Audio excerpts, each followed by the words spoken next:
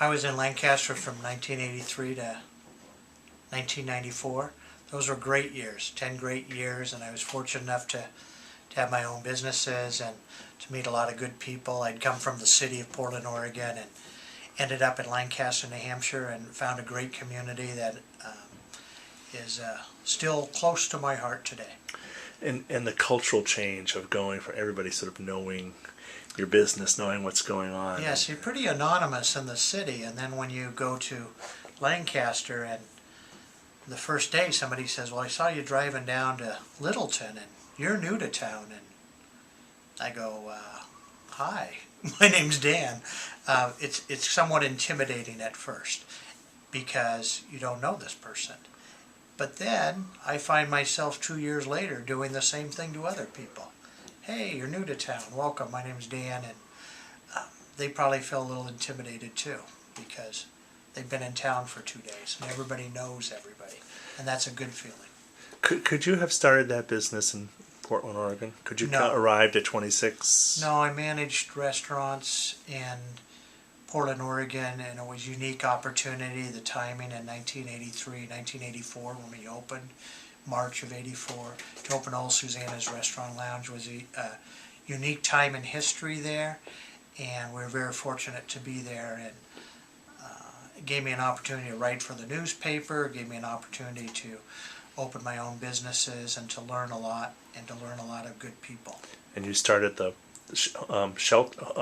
Homeward Bound project? Project Homebound started in 1984, and it's in its 27th year, and that's where we found there was a void. When I moved there was a void of people getting help at Thanksgiving time. So we served the first year or two in our restaurant, and then we found that people wanted their meals in their homes. So that's when we shifted to this Thanksgiving appeal, where every Tuesday before Thanksgiving we'd pack up all donated food. 100% of the food and monies and services went to the people in need, and still does today. 100% goes to the people in need. And then Wednesday they'd be delivered, and then my staff and myself could have Thanksgiving at home, and people who received the meals could have a quiet Thanksgiving at home with their families. Yeah. Then you got into the homeless, working with the homeless.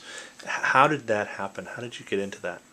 After I left Lancaster, I was general manager of a ski area for a couple of years, and then I decided my kids were still young and I wanted to coach them in softball and Little League and all that good stuff. And so we lived in Plymouth, and I took a year to join AmeriCorps as an AmeriCorps member, and I worked with at-risk kids in Bristol, New Hampshire, and my kids were living with me and going to school in Plymouth, New Hampshire.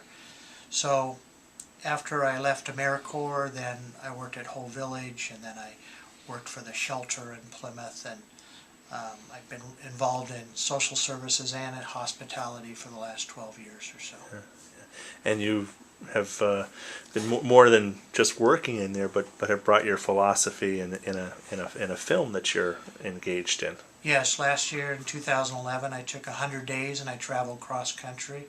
I took an unpaid sabbatical from where I was running shelters in Portland, Oregon area, and traveled cross country trying to seek answers to the issue of homelessness, which I believe is the last civil rights issue of our day.